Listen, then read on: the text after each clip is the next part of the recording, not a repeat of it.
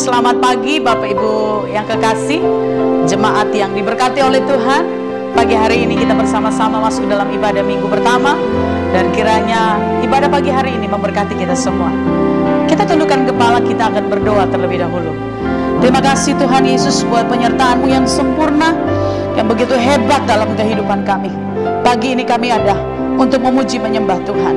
Demi dan di dalam nama Yesus kami berdoa dan bersyukur buat semua kebaikan Allah yang terjadi. Haleluya, haleluya, haleluya. Amin. Mari kita naikkan pujian bersama-sama. Terpujilah Engkau Tuhan. Haleluya. Jalan-Mu tak terselami oleh setiap hati kami.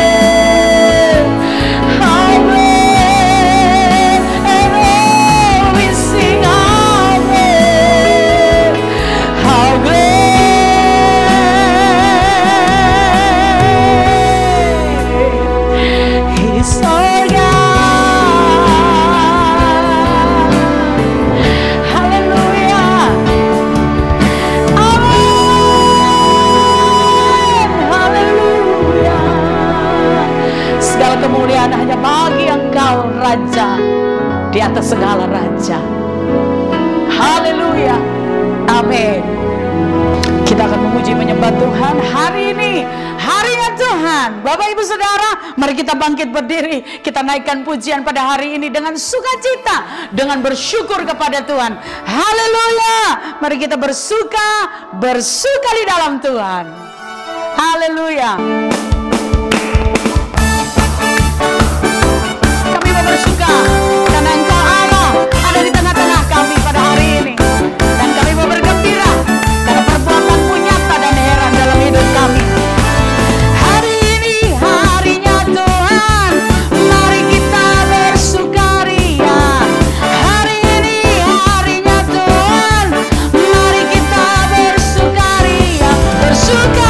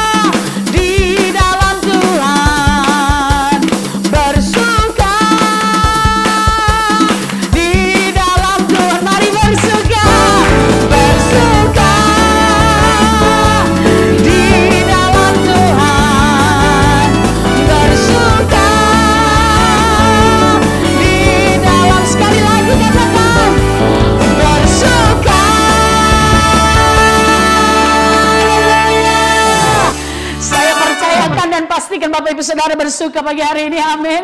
Haleluya. Kita semua yang bersuka pasti akan bersorak bagi Tuhan. Mari kita naikkan pujian ini bersama-sama. Bersoraklah bagi Tuhan. Dialah kota benteng perisai hidup kita. Dialah perlindungan kita. Sebab itu Allah akan memberkati Bapak Ibu Saudara yang memuji menyembah nama Tuhan. Haleluya. Bersoraklah bagi Tuhan, Dialah benteng perisai hidupku. Bersoraklah bagi Tuhan, Dialah perlindungan. Sekali lagi katakan, haleluya. Bersoraklah bagi Tuhan, Dialah benteng perisai hidupku. Bersoraklah bagi Tuhan, Dialah perlindunganku.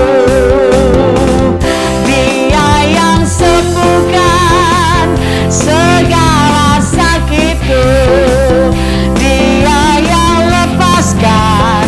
Segala bebanku, Dia yang sembuhkan. Dia yang sembuhkan. Segala sakitku, Dia yang lepaskan. Segala bebanku, oh, oh.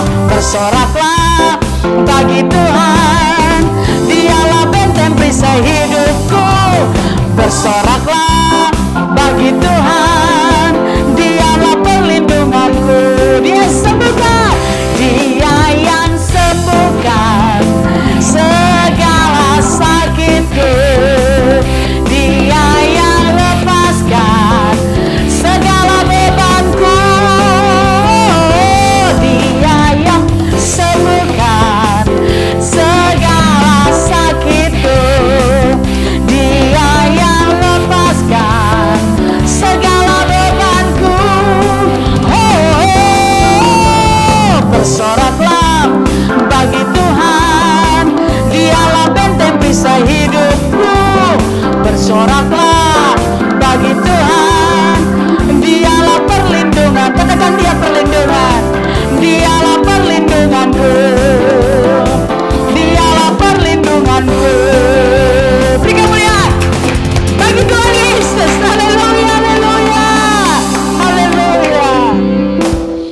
tiba saatnya Bapak Ibu Saudara jemaat yang dikasihi Tuhan, kita akan menerima berkat firman Tuhan. Mari siapkan hatimu. Pada hari ini kami sungguh sangat mengerti Tuhan. Hari-hari ini banyak hal yang terjadi, dan Engkau mengajarkan kami yang kami inginkan hanya satu, yaitu kehadiran-Mu, yaitu pertolongan-Mu dan berkat-Mu saja. Sebab itu Engkau saja yang kami inginkan dalam hidup kami. Haleluya. Ku inginkan Tuhan masuk dalam hatiku.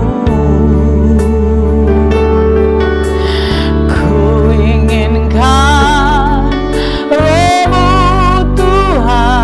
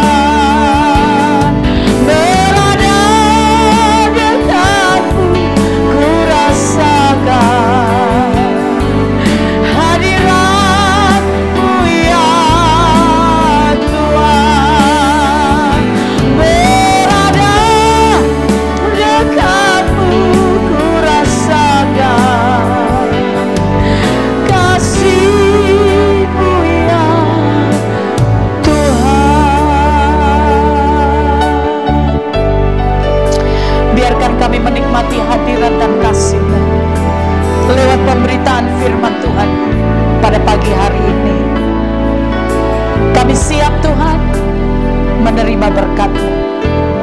Dalam nama Yesus kami berdoa. Amin.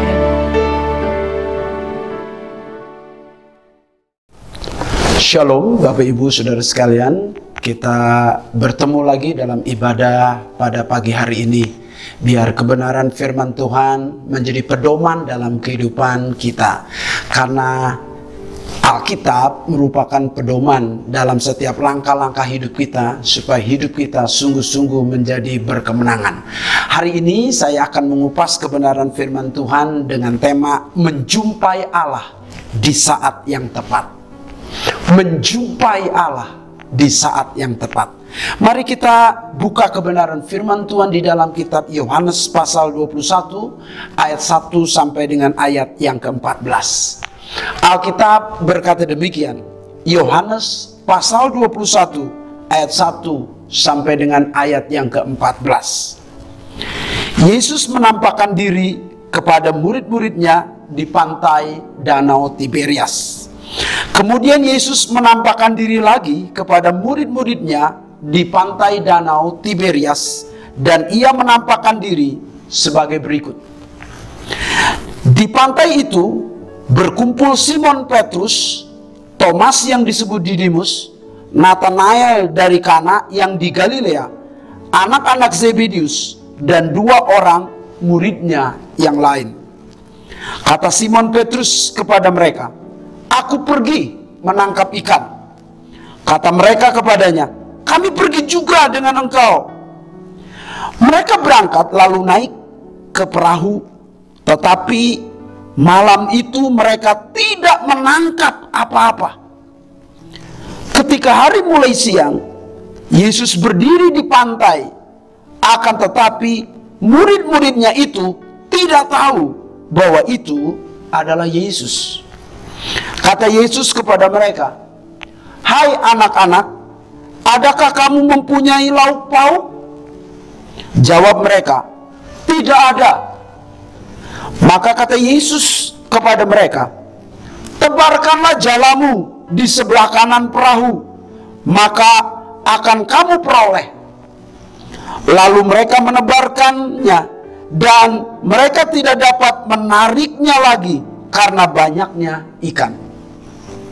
Maka murid-murid yang dikasihi Yesus itu berkata kepada Petrus, "Itu Tuhan." Ketika Petrus mendengar bahwa itu adalah Tuhan, maka ia mengenakan pakaiannya, sebab ia tidak berpakaian, lalu terjun ke dalam perahu. Murid-murid yang lain datang dengan perahu karena mereka tidak jauh dari darat. Hanya kira-kira 200 hasta saja, dan mereka menghela jala yang penuh ikan itu. Ketika mereka tiba di darat, mereka melihat api arang dan di atasnya ikan dan roti.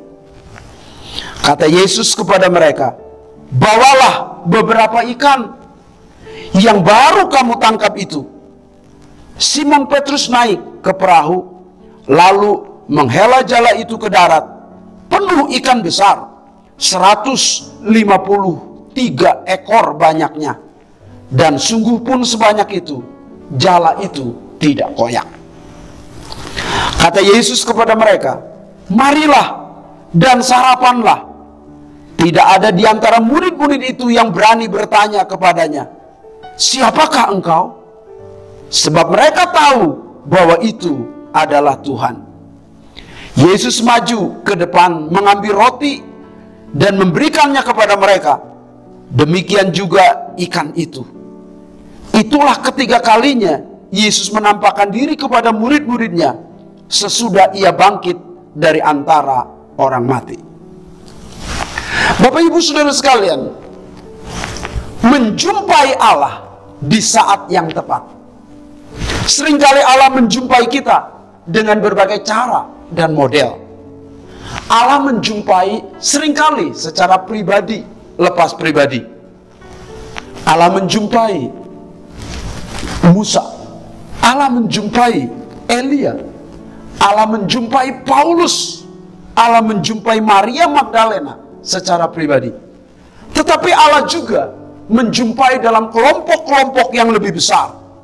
Suatu kelompok, misalnya di jalan Emmaus, Yesus menampakkan diri kepada 2 orang muridnya. Yesus juga menampakkan diri kepada murid-muridnya saat Thomas tidak ada.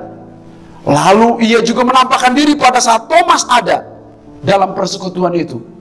Dan ia menampakkan diri kepada murid-muridnya di pantai danau Tiberias yang ketiga kali bersama-sama dengan muridnya.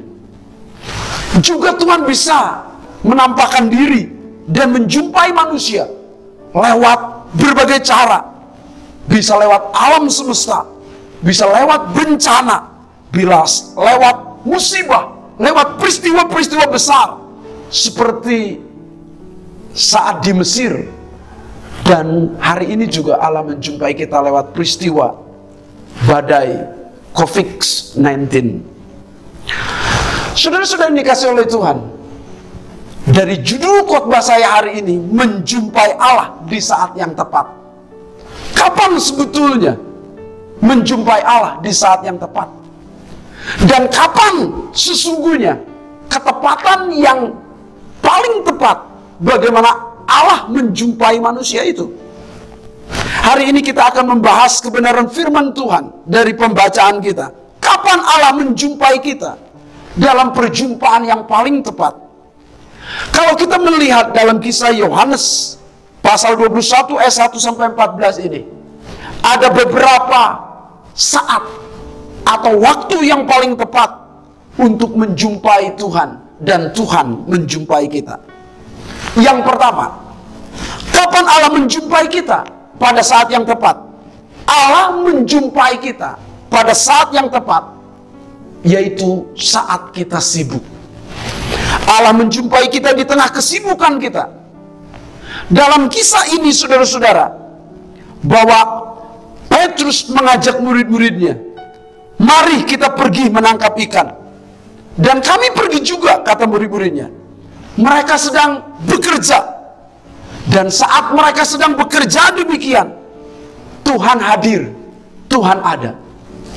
Saudara-saudara yang dikasihi oleh Tuhan, jauhkan pikiran yang berkata, pada saat ibadah Tuhan hadir. Pada saat kita berdoa Tuhan hadir. Pada saat kita menyembah dan memuji Tuhan, Tuhan hadir. Tetapi perlu diketahui, Allah juga hadir pada saat kita bekerja. Allah hadir pada saat kita sibuk. Bukan hanya pada saat kita ibadah. Allah menjumpai murid-muridnya saat murid-muridnya sedang bekerja dalam peristiwa ini. Murid-muridnya sibuk, sedang menangkap ikan, dan Tuhan menjumpainya. Kalau kita melihat peristiwa lain, Tuhan menjumpai Elisa dan memanggilnya untuk menjadi nabi. Saat Elisa sedang bekerja, membajak dengan lembunya, dengan sapinya, dan Tuhan memanggil dia untuk turut di dalam pelayanan. Ternyata Bapak Ibu Saudara sekalian, Allah mau menggunakan orang-orang yang bekerja keras, orang-orang yang sibuk, bukan orang-orang pemalas atau pengangguran. Petrus bekerja bersama-sama dengan teman-temannya dan murid yang lain menangkap ikan. Bapak Ibu Saudara sekalian, banyak penafsir melihat bahwa Petrus kembali kepada pekerjaan lama dan menafsirkannya secara negatif. Saya tidak demikian. Mengapa? Karena Yesus pun tidak menyalahkan Petrus soal menangkap ikan. Tidak menyalahkan murid-muridnya bekerja sebagai nelayan. Justru lewat itulah Kristus menjumpai mereka. Saudara-saudara yang dikasihi oleh Tuhan, saya melihatnya secara positif peristiwa ini. Murid-muridnya setelah tahu Yesus bangkit, murid-muridnya sedang kehilangan arah. Mereka sedang bingung, tidak ada tujuan yang pasti, dan mereka berinisiatif mengisinya dengan bekerja. Bukankah itu sesuatu yang hebat? Saya berkata kepada saudara, mungkin saudara sedang bingung dengan peristiwa COVID-19 ini, sedang tidak tahu arah, kehilangan tujuan, bahkan bingung mengapa terjadi seperti ini. Harusnya saudara dan saya sama seperti Petrus, mengambil inisiatif untuk mengisi waktu yang ada. Jangan diam, jangan malas. Saudara-saudara yang dikasihi oleh Tuhan, isi waktu pada saat kita mungkin menghadapi banyak masalah dan pergumulan yang berat. Prinsipnya, jangan diam, jangan malas. Prinsipnya, isi waktu sebaik-baiknya. Prinsipnya, jangan menjadi beban bagi orang lain. Saudara-saudara yang dikasihi oleh Tuhan, Petrus mengisi waktu, walaupun mereka tahu bahwa Yesus sudah bangkit, namun mereka belum diberi mandat khusus. Itu sebabnya mereka harus tetap bekerja, supaya tidak bergantung dan menjadi beban bagi orang lain. Saudara-saudara, pada saat kita sedang menghadapi banyak pergumulan, kadang kehilangan arah dan kehilangan tujuan, saudara tetap mengisi waktu saudara. Jangan diam, jangan malas, dan terutama jangan menjadi orang Kristen yang menjadi beban bagi orang lain. Saya berkata kepada Bapak Ibu Saudara sekalian, jika hari ini kita belum sukses, paling tidak kita jangan menyusahkan orang lain.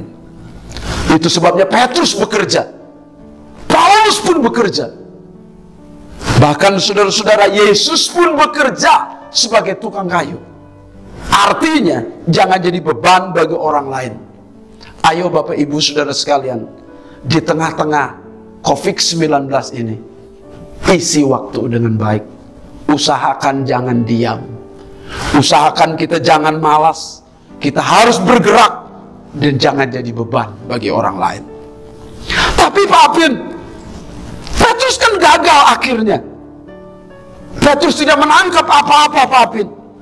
Petrus sia-sia bersama dengan muridnya. Saya berkata kepada Bapak Ibu Saudara sekalian, lebih baik kerja keras walaupun gagal, daripada tidak melakukan apapun, hanya diam, malas, tidak pernah akan menghasilkan apa-apa. Saya berkata kepada saudara dengan tegas hari ini, memang orang yang bekerja keras belum tentu berhasil, orang yang tekun belum tentu sukses. Namun orang yang malas, yang berdiam diri, sudah pasti gagal dan tidak bisa menghasilkan apa-apa. Bapak Ibu Saudara sekalian, perlu kita ingat, memang Petrus malam itu gagal, tetapi coba lihat akhir dari cerita ini. Petrus tidak gagal, saudara-saudara. Orang yang tidak patah semangat, orang yang bekerja keras, orang yang sungguh-sungguh, Allah pasti memberi upah. Allah pasti memberi berkat. Dan terbukti akhirnya murid-muridnya mendapat berkat yang istimewa, sehingga murid-muridnya menangkap ikan yang sangat banyak hari itu. Itu sebabnya saya berkata kepada Bapak Ibu Saudara sekalian pada hari ini, kapan saat yang tepat Tuhan menjumpai kita? Saat kita sedang sibuk. Jangan berdiam diri, lakukan sesuatu, berinisiatiflah, kreatiflah, buatlah inovatif, supaya kita melakukan sesuatu untuk kemuliaan Tuhan. Yang kedua, Bapak Ibu Saudara sekalian, kapan Allah menjumpai kita? Allah menjumpai kita saat kita gagal. Itu jawaban kedua. Allah menjumpai kita di tengah-tengah kegagalan kita, Bapak Ibu Saudara sekalian. Kita melihat dalam peristiwa ini, murid-muridnya sedang putus asa, gagal yang berulang, saudara-saudara. Sebab pada pemanggilan pertama, murid-muridnya juga sama menangkap ikan dan tidak dapat apa-apa. Setelah Yesus bangkit, murid-muridnya bekerja menangkap ikan dan tidak dapat apa-apa. Namun perlu diingat, kegagalan yang berulang-ulang itu, Tuhan juga memberi cara yang sama menolong yang berulang-ulang. Seringkali kita harus memahami sungguh-sungguh bahwa kegagalan memang tidak terjadi satu kali, kadang berkali-kali.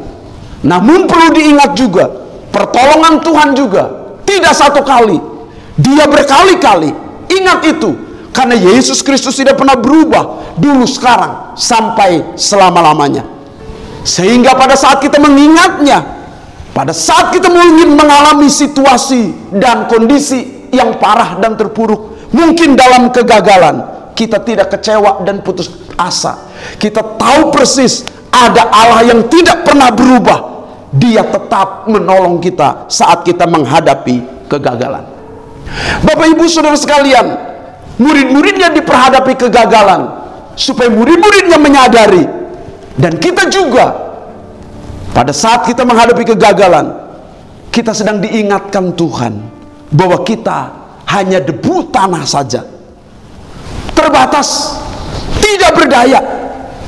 Tetapi pada saat kita tidak berdaya, terbatas, lemah, letih, dan lesu itu, Tuhan memberikan solusi kepada kita. Marilah kepadaku semua orang yang letih, lesu, dan berbeban berat, aku akan memberi kelegaan kepadamu. Saat kita gagal, Tuhan sedang mengingatkan kita bahwa kita hanya debu tanah saja, yang terbatas dan tidak berdaya.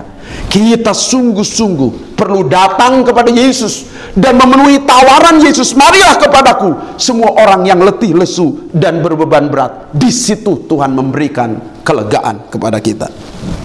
Tetapi kegagalan juga mengingatkan kepada kita bahwa kita sesungguhnya manusia yang perlu Tuhan.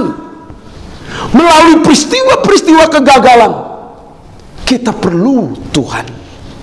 Termasuk COVID-19 ini. Kegagalan-kegagalan pemerintah, kegagalan-kegagalan medis menangani karena ketidakmampuan, keterbatasan, dan keilmuan yang terbatas. Tuhan sedang menunjukkan kepada kita, bukan saja manusia lemah berasal dari debu tanah, tetapi Tuhan menunjukkan kepada kita bahwa kita sangat membutuhkan Tuhan dalam hidup kita. Usaha dan kerja keras tanpa Allah sia-sia. Sebab firman Tuhan berkata, di luar aku, kamu tidak dapat berbuat apa-apa. Saya berkata kepada Bapak Ibu Saudara sekalian, jangan bersandar kepada manusia. Sebab Alkitab mengatakan, terkutuklah orang yang mengandalkan manusia dan mengandalkan kekuatannya, yang hatinya menjauh dari Tuhan. Ia seperti semak bulus di padang gurun yang tidak pernah akan mengalami masa baik. Ia seperti padang asin di padang belantara yang tidak pernah menghadapi masa-masa indah dalam hidupnya. Itu sebabnya firman Tuhan berkata, diberkatilah orang yang mengandalkan Tuhan, yang menaruh harapannya kepada Tuhan. Kita butuh Tuhan dalam hidup kita, saudara-saudara. Dan orang yang membutuhkan Tuhan, mengandalkan Tuhan, orang itu akan diberkati. Kapan? Saat yang tepat kita menjumpai Allah. Saat kita sedang sibuk, Allah menjumpai kita. Kapan saat yang tepat Allah menjumpai kita? Pada saat kita gagal, Tuhan tetap ada, tidak pernah meninggalkan dan membiarkan saudara. Saat menghadapi pergumulan, Tuhan tidak diam, Dia tetap menyertai, sebab Dia Immanuel, Allah beserta dengan kita. Yang ketiga, Bapak Ibu Saudara sekalian, kapan waktu yang tepat Allah menjumpai kita? Waktu yang tepat Allah menjumpai kita saat kita tidak tahu dan tidak mengerti. Saat kita tidak tahu dan tidak mengerti, Allah menjumpai kita. Saya ingat ayat firman Tuhan dalam ayat yang keempat ini berkata, ketika hari mulai siang, Yesus berdiri di pantai, akan tetapi murid-murid itu, Alkitab bilang, tidak tahu bahwa itu adalah Yesus. Murid-muridnya sedang tidak tahu. Murid-muridnya sedang tidak mengerti maksud Tuhan. Saat seperti itulah Allah menjumpai kita. Saudara, banyak dalam perkara-perkara hidup kita tidak mengerti, kita tidak tahu, saudara-saudara. Tetapi yang penting, Allah tetap hadir dan Ia rindu menjumpai saudara dan saya.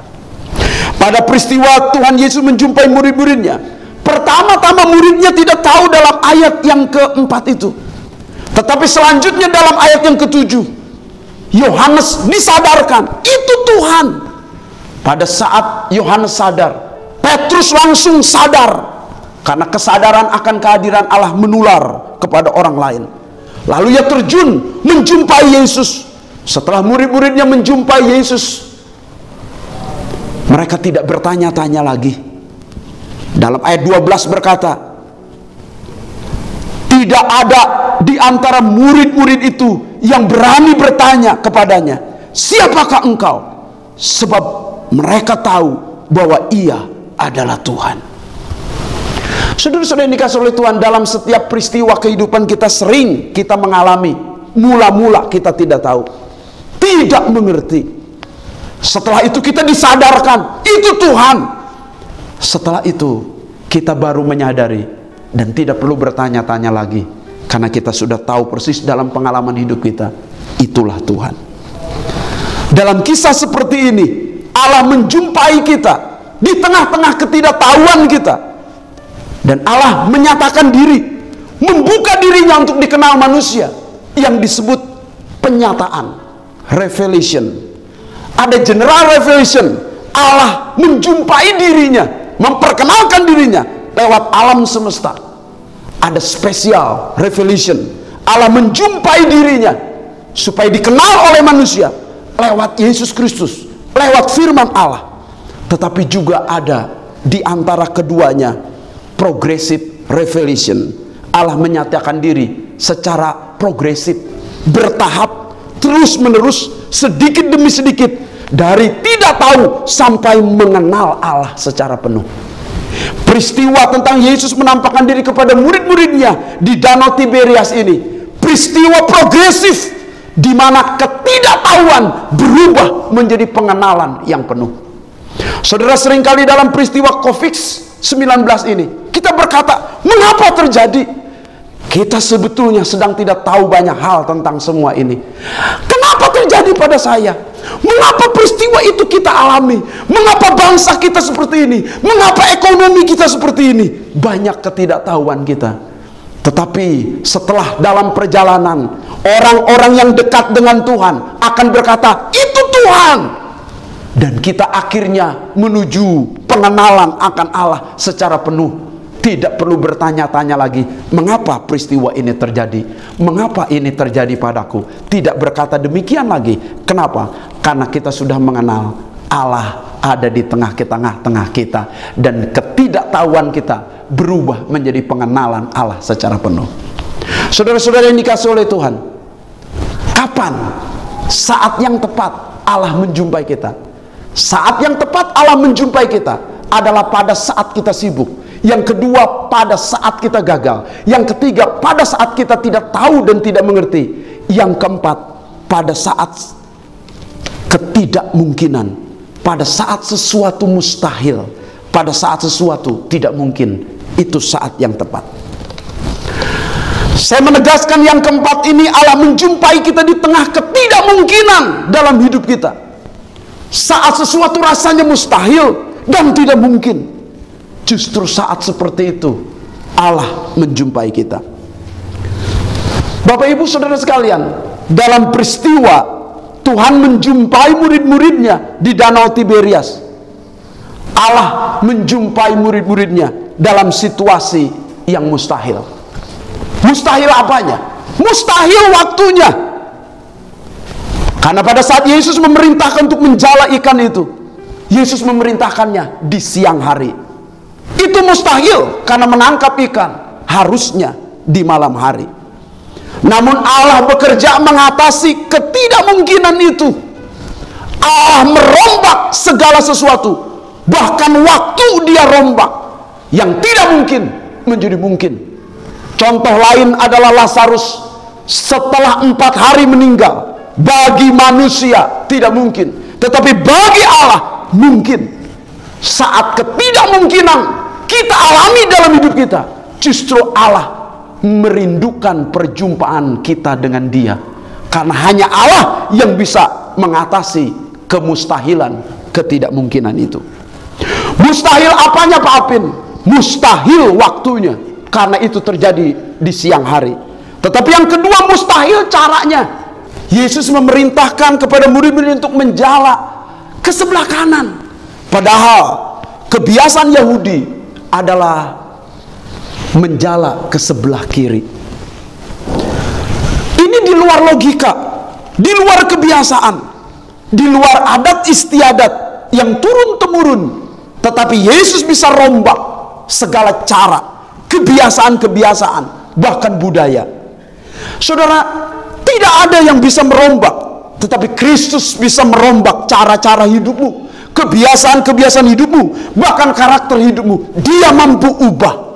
Saat rasanya tidak mungkin, Pak Apin, saya berubah, sifat saya seperti ini, karakter saya seperti ini, hidup saya seperti ini, rasanya nasib saya seperti ini, masa depan saya seperti ini. Allah mampu ubah itu, karena bagi Tuhan tidak ada yang mustahil, tidak ada yang tidak mungkin bagi Tuhan. Apanya Pak Apin yang mustahil? Bukan hanya mustahil waktunya di siang hari, bukan mustahil caranya menjalak ke sebelah kanan, tetapi mustahil hasilnya. Karena semalam-malaman mereka tidak dapat ikan. Tetapi saudara-saudara, pada saat Yesus berkata tebar ke sebelah kanan, seakan-akan ikan semua diperintahkan untuk menyebelah, berenang ke sebelah kanan. Itu sesuatu yang mustahil. Hanya Allah yang bisa memerintahkan itu. Hanya Allah yang bisa memerintahkan berkat dalam hidup saudara. Hanya Allah yang bisa memerintahkan kuasanya, mujizatnya, dan pertolongannya dalam hidup saudara. Hanya Allah yang bisa memerintahkan solusi dalam hidup saudara. Hanya Allah yang mampu. Tidak ada yang mustahil. Jika Allah berkarya, tidak ada yang tidak mungkin. Orang lumpuh pun berjalan, orang buta pun melihat, orang tuli pun mendengar, orang bisu pun berbicara, bahkan orang mati dapat dibangkitkan. Bagi Tuhan tidak ada yang tidak mungkin. Kapan Allah menjumpai saat yang tepat dalam hidupmu? Allah menjumpai saudara pada saat saudara sedang sibuk. Mungkin engkau terlalu sibuk sehingga Tuhan memberikan waktu yang tepat. Dengan COVID-19 ini, Tuhan meng-off-kan seluruh kegiatan saudara untuk tinggal di rumah. Saat itulah Tuhan berjumpa dengan saudara. Dia rindu sekali engkau mencari wajahnya. Kapan Pak Apin? Yang kedua, saat yang tepat, saat engkau gagal.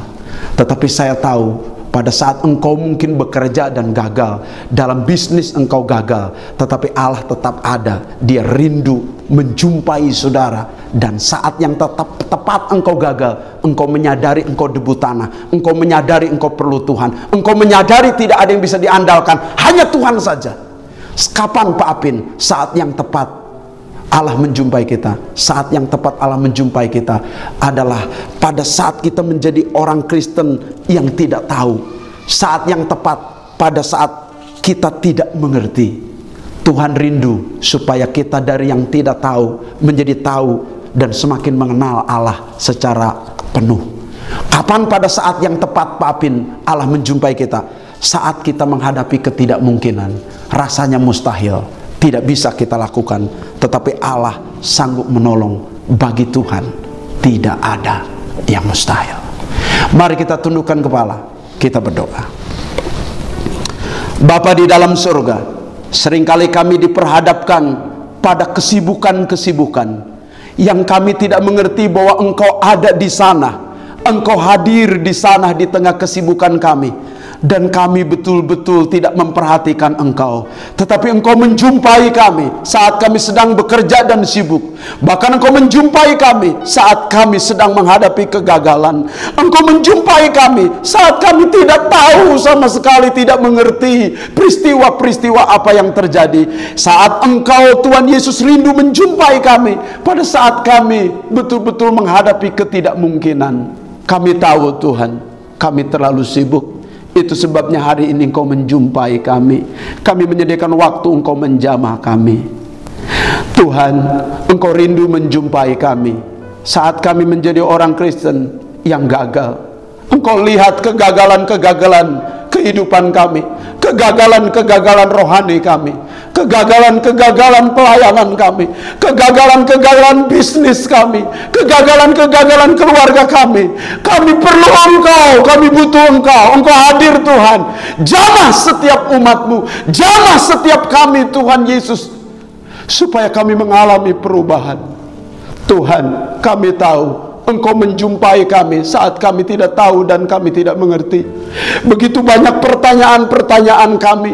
Mengapa terjadi pada kami Tuhan? Mengapa terjadi peristiwa ini? Tetapi Engkau semakin menuntun kami, dan tuntunlah kami supaya kami semakin mengerti, semakin kami memahami Tuhan secara bertahap sampai kami mengenal Allah sepenuhnya. Tuhan, tolong kami. Kami diperhadapkan banyak ketidakmungkinan. Rasanya mustahil. Kapan semua ini berakhir?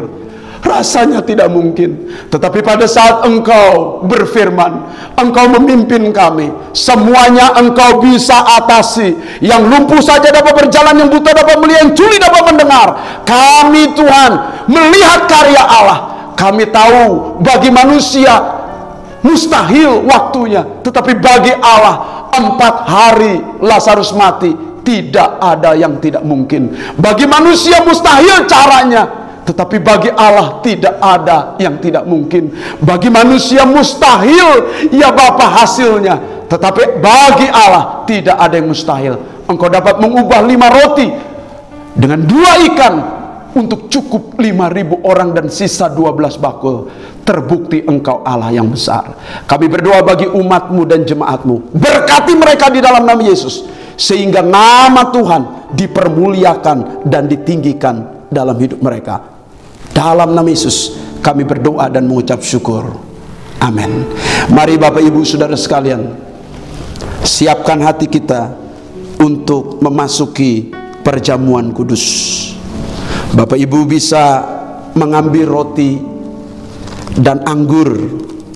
Roti kita pegang di tangan kanan kita, dan anggur kita nanti akan minum setelah roti yang kita makan.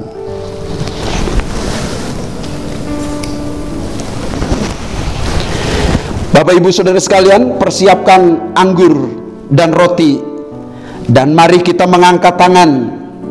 Roti di tangan kanan kita tinggi-tinggi, dan dengar firman Tuhan.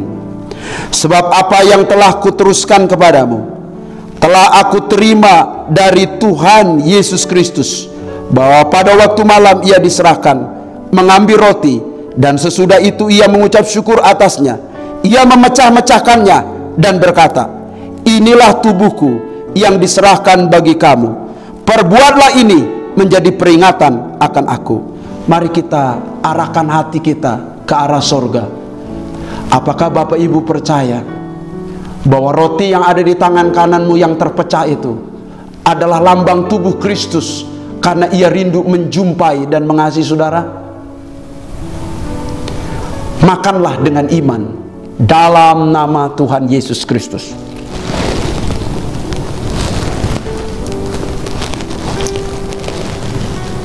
Angkat cawan di tangan kananmu. Arahkan hatimu ke arah sorga. Dengar firman Tuhan. Demikian juga ia mengambil cawan sesudah makan, lalu berkata, cawan ini adalah perjanjian baru yang dimeteraikan oleh darahku. Perbuatlah ini setiap kali kamu meminumnya, menjadi peringatan akan aku. Bapak Ibu Saudara, percayakah bahwa anggur yang ada di tangan kananmu adalah lambang darah Kristus yang tercurah bagimu, karena dia rindu berjumpa dengan engkau? Minumlah dengan iman dalam nama Yesus. Mari bersyukurlah kepada Tuhan. Kinarala bakata kasakane beto kuniarala makata kasakara de beto kunia matakarala. Kami mengucap syukur Tuhan. Kami mengucap syukur Tuhan, buat setiap anugerah-Mu kami mengucap syukur dalam nama Tuhan Yesus Kristus. Terima kasih buat perjamuan kudus ini. Kami mengucap syukur. Bapa di dalam sorga, kami berdoa Tuhan Yesus buat jemaat-Mu. Kau memberkati setiap keluarga-keluarga jemaat-Mu, supaya mata mereka terbuka untuk Allah menjumpai mereka dan mereka menjumpai Allah, sehingga mereka mengenal sungguh-sungguh Allah yang sebenarnya. Terima kasih Tuhan. Kami berdoa juga buat bangsa dan negara kami, khususnya dalam penanganan COVID-19 ini. Berkati ya Bapak pemerintahan Jokowi dengan seluruh kabinet yang ada. Berkati Tuhan BNPB ya Bapak dengan seluruh jajaran gugus depan yang menangani COVID-19. Dalam nama Yesus, biar Engkau Allah yang memberkatinya, Engkau Allah yang menolongnya. Kami berdoa Tuhan Yesus buat anak-anak seminari, Engkau memberkati mereka dan menyembuhkan mereka ya Bapak. Di Wisma Atlet, Engkau Allah yang memberkati dan menyembuhkan mereka, sehingga nama Tuhan dipermuliakan dan mereka semakin mengenal Allah, mereka semakin kuat di dalam Tuhan. Dalam nama Yesus kami percaya. Kami berdoa juga buat setiap jemaat ya Bapak yang mempersembahkan persembahan-persembahan ya Bapak untuk setiap ibadah, mulai dari tanggal 22 sampai hari ini. Mereka yang mempersembahkan lewat rekening mereka, Tuhan berkati di dalam nama Yesus, biar nama Tuhan dipermuliakan dan ditinggikan. Seluruh jerih lelah dan pelayanan kami tidak pernah sia-sia. Kami rindu Tuhan, berkat-Mu turun atas kami, sehingga semua kami mengalami berkat daripada-Mu. Mari kita angkat tangan Bapak Ibu Saudara sekalian, dua-dua tangan kita di hadapan Tuhan. Katakan amin jika engkau mempercayainya. Tuhan memberkati engkau dan melindungi engkau. Tuhan menyinari engkau dengan wajahnya dan memberi engkau kasih karunia. Tuhan menghadapkan wajahnya kepadamu dan memberi engkau damai sejahtera. Terimalah segala berkat dari Allah Bapa, cinta kasih sayang dari Tuhan Yesus Kristus, persekutuan kekuatan kuasa Roh Kudus turun atasmu, mulai dari sekarang sampai Maranatha, Tuhan Yesus datang kedua kali. Haleluya, amin. Selamat hari Minggu Bapak Ibu Saudara sekalian. Tetap di rumah, jaga kesehatan. Tuhan memberkati.